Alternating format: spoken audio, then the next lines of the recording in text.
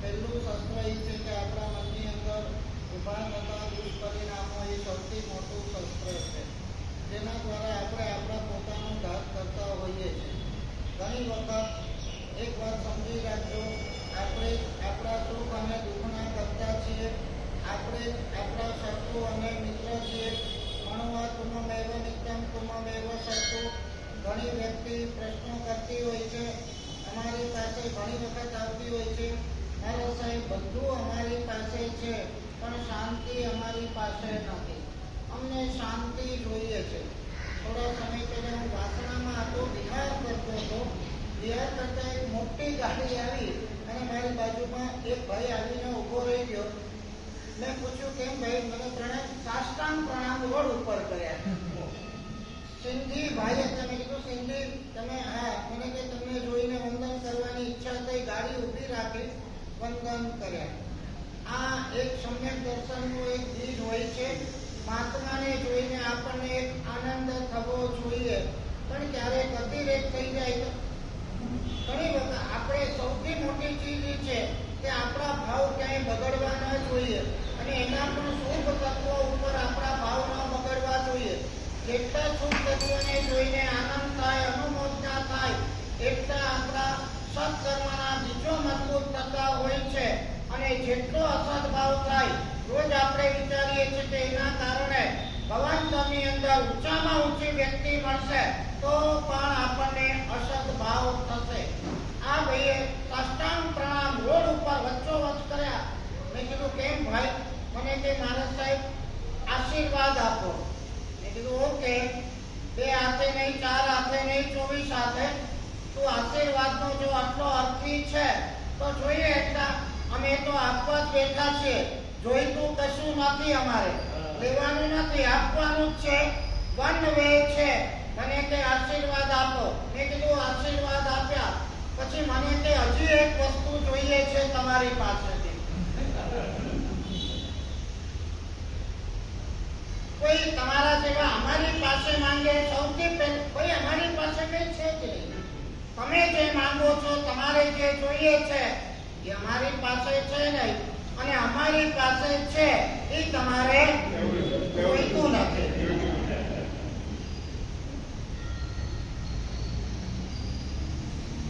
જરૂરની વાત તો જવા દો, તમે ઈચ્છવાના પણ નથી, અમારું કામ નહીં.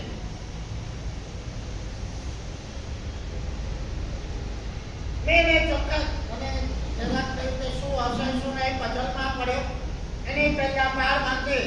મેં કીધું જો ભાઈ અમે તો સાધુ છીએ, અમારી પાસે કઈ હોય નહીં, કપડા નથી, ખિસ્સા નથી, ઘરબાર નથી, પરિવાર નથી, ગોડાઉન નથી, અમે તો સાધુ છીએ, ફકીર છીએ. जिसको कुछ न चाहिए, कछुआ न चाहिए, वो शाह को शाह. કઈ જોઈતું નથી. હું તમને કહું, આ ભાઈ મેં કીધું ભાઈ મારી પણ મને કે તમારી પાસે જે છે એ મારે જોઈએ છે.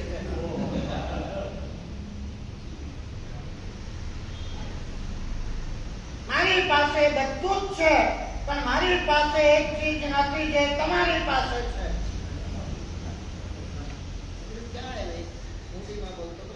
हमारे पास क्या है जो आपके पास नहीं है, और आपको चाहिए क्या? सब कुछ होने के बावजूद भी ऐसा क्या है कि जो आप तरसते हो, आप चाहते हो? मैंने कि महाराज मन की शांति नहीं है.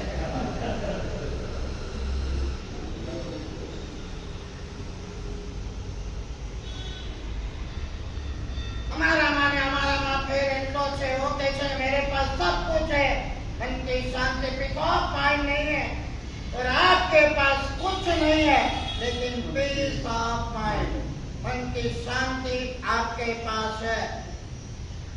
પછી આગળ શું કીધું? आप मुझे थोड़ी मन की शांति दे दो ना, आप जो बोलोगे मैं आपको देने तैयार हूं. लेकिन वही आपके पास है और आप हमको देंगे तो हमारे भी मन की शांति चली जाएगी. आपके पास जो है आप रखो, हमारे पास कुछ नहीं है, वो ही हमारे लिए सब कुछ है। નથી એમાં બધું છે। બહુ મજાની વાત છે કંઈ જ નથી, નથી તો બધું જ છે। આજે આ વાત હજારો લાખો કરોડો પરિવારની છે। વાલકેશ્વરની અંદર તમે જાઓ, એક એક પરિવાર આવા ગણશે છે। એક એકની આપણે દાસ્તાન જોઈએ તો ખબર પડે। 10-10 કરોડના એમ્પ્ટી ફ્લેટ હોય, દીકરો ને બહુ નીચે રહેતા હોય અને મધર 80 વર્ષની ઉપર 10 કરોડના ફ્લેટમાં એકલી રહીને એકલી રસોઈ કરતી હોય। આ શું? सब कुछ होने के बाद भी एक वस्तु से मन में शांति नहीं, मन अंदर खुशी के प्रसन्नता नहीं, तो बाहर में गमे तेटली तमने चीजों मळशे तमने राजी नहीं करी सके। વધારે માં શાંતિ કે ઓછા માં શાંતિ? તમને ખબર છે ને, અમારા ઉત્તરાદેવ સૂત્રમાં વાત આવે છે મુનિની, દાહત વર થયો, વૈદો બોલાયા, રાજાનો રાજકુમાર છે, दुनिया भरना वैद्यो हकीमो आया। आ बाजू माता उभी છે, आ बाजू पिताजी उभा છે, देश विदेशना हकीमो आया છે, उडारो થયા છે। જે જોઈએ તે લઈ જાઓ। આ દાહ વેદનાની વેદના આ અમારા દીકરાને તમે ઓછી કરો। પ્રયોગો કરવામાં કોઈ કચાશ રાખી નહીં, ક્યાંય કોઈ દાજવર મટાવી શક્યા નહીં। બધા જ વિલાપો કરે છે, બધી પત્નીઓ વિલાપો કરે છે। આ બહુ કરુણ દશા। જીવની પાસે બધું છે છતાં જીવ અનાથ છે। પોતે માને છે કે હું દુનિયા મુઠ્ઠીમાં કરી રહીશ, પૈસા છે તો બધું છે, રાજ છે, રાજપાટ છે, રાજા છે, રાણી છે, રૂપાળું શરીર છે, પણ એક વખત આ રોગ જ્યારે ઘરમાં ઘૂસે છે ત્યારે બધું આપવા તૈયાર થાવ। એક નાનકડો રોગ કોઈ હટાવી શકતું નથી।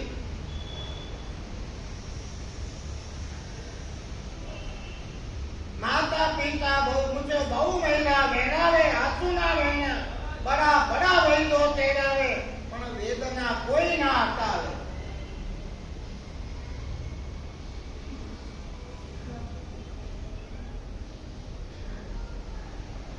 आ बात અને પછી તમને ખબર છે પત્નીઓ આવે, તાજવર છે ભાઈ, ચંદન ઘસો અને ચંદન ઘસતી જાય અને ચંદન ઘસતા ઘસતા બંગડીઓ પહેરી હોય।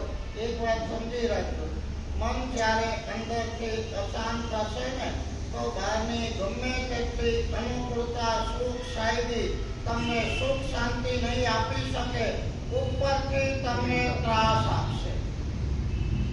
અંદર જ ખોટું છે, અંદર જ બળે છે, અંદર જ અશાંત છે, ઉકળાટ છે, વિચારો છે, આત્મધ્યાન છે, ટેન્શનો છે। બહારની સુખ સમૃદ્ધિ ખાન પાન કે અનુકૂળતા આપણને મોજ આનંદ નહીં આપી શકે। ઉપરથી નથી આપણે બેસ બેસ હમણાં બે જા પછી મારે સાંભળવું નથી, એવો સમય આવી જાય છે અમુક કે મન એકદમ એમને મતલબ lakhs of cases of depression. 10 વર્ષ 15 વર્ષ 20 વર્ષ ને 25 વર્ષમાં ડિપ્રેશન।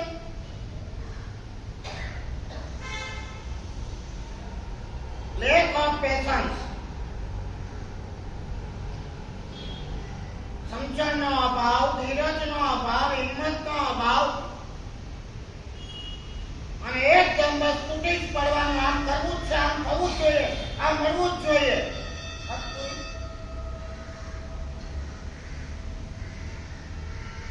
આમ એમ કહેવાય કે બહેનોની બંગડીઓના રણકાર મીઠા હોય, સાંભળવા ગમે, પણ જ્યારે અંદર ઉલઝેલું હોય ને ત્યારે બહારની ગમે તેવી સુખની સામગ્રી પણ ત્રાસ આપે છે। અને આ લસોટે છે ચંદન અને ત્રાસ થાય છે અને એ વખતે બંધ કરવા અવાજ મારાથી સહન નથી થતો અને આ બધી બંગડીઓ ઉતારી નાખે છે। મનમાં એક જ છે, એની આવો અમારા પતિદેવને સારું થવું જોઈએ, કે જેમ કે એમ કરવું છે, મનની અંદર એમને શાંતિ થવી જોઈએ, બધું કાઢી નાખે, બે બંગડી રાખે અને બેનો પણ અવાજ આવે, બેનો પણ અવાજ સહન નથી થતો। કેમ આવે?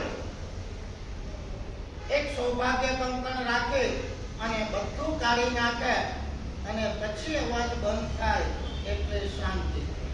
બે વસ્તુ હું તમને કહું ચિંતન વાળી. એક તો મનની અંદર જ્યારે અંતરમાં ઉકળાટ હોય ત્યારે બહારની અનુકૂળતા પણ શાંતિ નહીં અશાંતિ આપે છે. નંબર 2, કર્મ જ્યારે વિફરેલા હોય, ગતિ જ્યારે બગડવાની હોય ત્યારે બહારની અનુકૂળ ચીજો પણ પ્રતિકૂળ બની જાય છે. શું બને? પ્રતિકૂળ બને. ખબર? તો કાલ સૌપ્રીતને શું હતું? ભગવાન છે સાતમી નરકમાં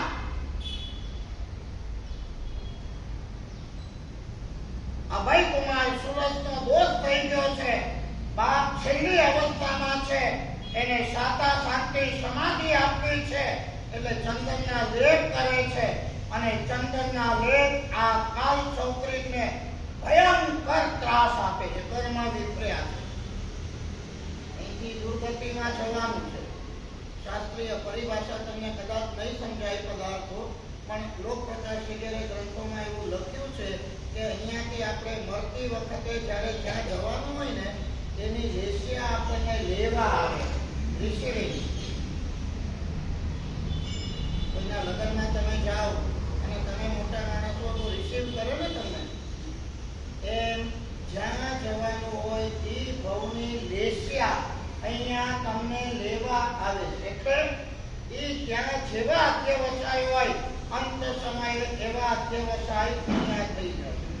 નરકમાં જવાનું દરેકમાં દરેક તારા અને દુર્ગતિમાં જવાનું હોય ત્યારે વિષય.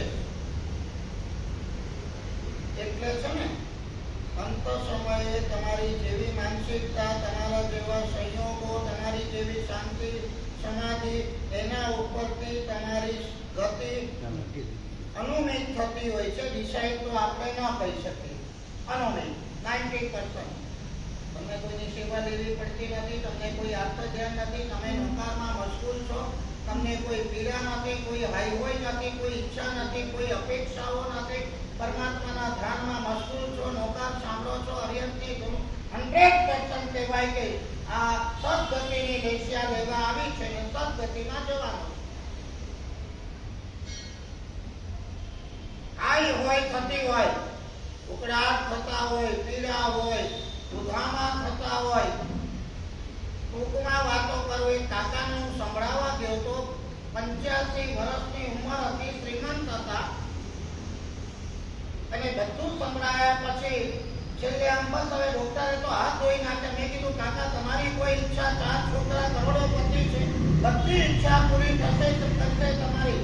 આપણે એમ કે કઈ ધર્મનું બોલે ને સત્ય ના જાય ભાઈ.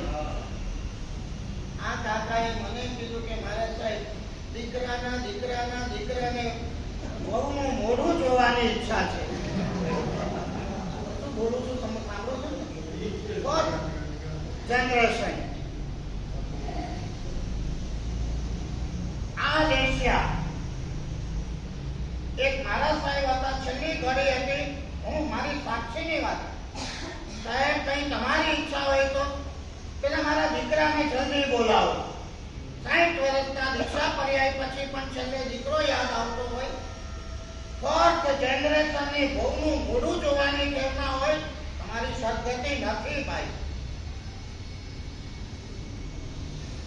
અંત સમયની આપણી રેશિયા આપણે જ્યાં જવાનું છે એની સૂચક છે અને એના જ કારણે આપણા કર્મ વિખરેલા હોય, આપણી ગતિ બગડવાની હોય ત્યારે એ વખતે બધી જ અનુકૂળ વસ્તુઓ આપણા માટે ત્રાસદાયક બની જાય, પ્રતિકૂળ બની જાય.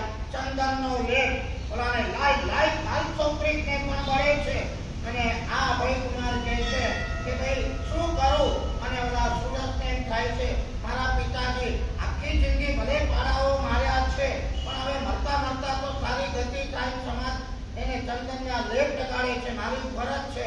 અને ઓલો કાલ સૌપ્રીત ઊંચો નીચો થઈ જાય છે. નહીં જોઈએ, આ બંધ કરો, મારાથી સહન નથી થતું. ચંદનના લેપ સહન નથી થતા. અભયકુમાર શાસ્ત્રનો જ્ઞાતા છે ને અભયકુમાર કહે છે બેટા તારી ભાવના સારી છે પિતાજીને સાતા આપવાની, પણ એનું જીવ દળ સારું નથી, એની માનસિકતા સારી નથી, એની સમાધિ સારી નથી, એની ગતિ સારી નથી, પરલોકની ગતિ લેશિયા એને લેવા માટે આવી છે. તારે જો એને સમાધિ આપવી હોય, ચંદનના લેપડા તું બંધ કર અને વિષ્ટાના લેપડા ચાલુ કર. છે ને? Believe or not, માનો કે ન માનો, કવિ કુમાર બુદ્ધિનો બેતાજ બાદશાહ હતો, શાસ્ત્રનો જાણકાર હતો, પરમાત્માનો ભક્ત હતો, ગુરુનો ઉપાસક હતો અને વ્યવહારિક અનુભવથી સંપન્ન હતો. ટોક મારી કે તું વિષ્ટાનો લેપ કર, તારા બાપને શાંતિ તારે આપવી છે. હકીકત શું છે ભાઈ? ચંદનના લેપથી ઠંડક થાય કે વિષ્ટાથી? જુઓ તમે, અંતર જ્યારે બગડેલું હોય, મન બગડેલું હોય, લેશિયા બગડેલી હોય, ગતિ બગડેલી હોય, ત્યારે અંદર બગડેલું છે તો બહારની સારી અહીં જુઓ, એ ડિપેન્ડ, સારી વસ્તુ સાચા તો ના આપે, પણ સારી વસ્તુ અસાચા આપે. ખરાબ વસ્તુ અસાચા તો ના આપે, ખરાબ વસ્તુ સાચા આપે.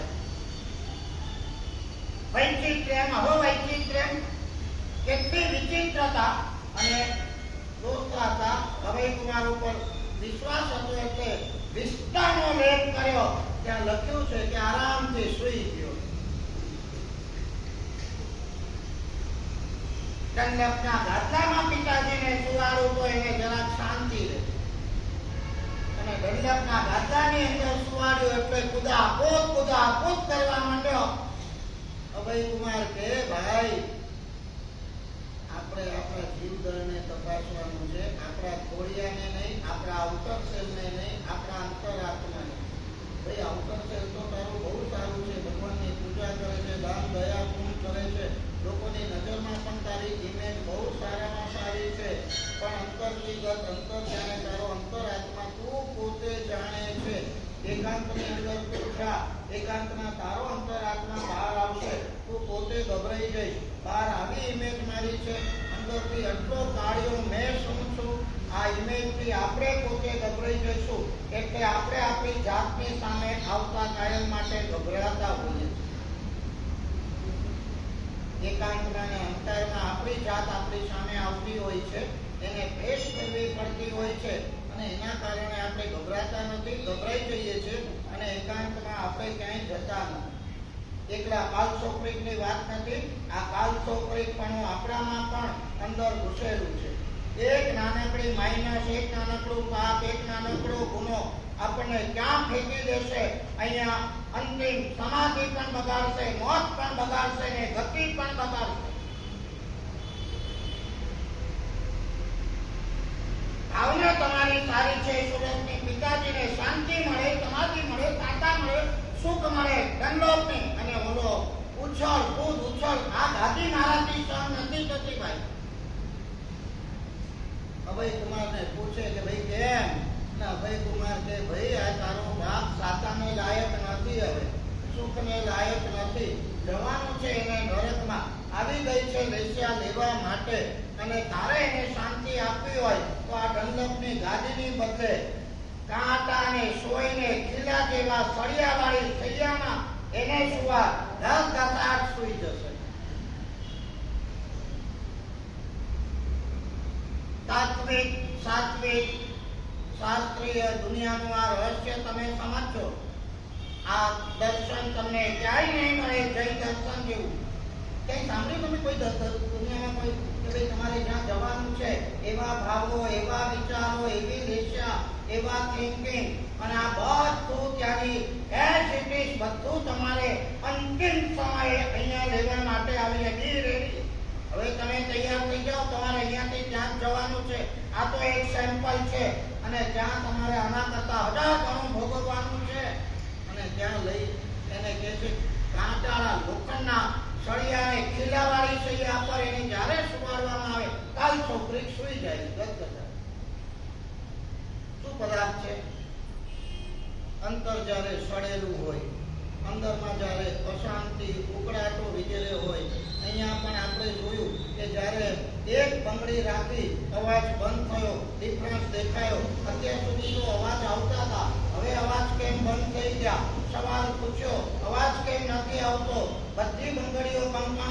નાખ્યા. એકમાત્ર સૌભાગ્યનું કંકણ રાખ્યું છે. હવે અવાજ ના આવે. અવાજ ક્યારે આવે? તમે બોલો, મારે નથી બોલવાનું. તમે તો એકલા છીએ.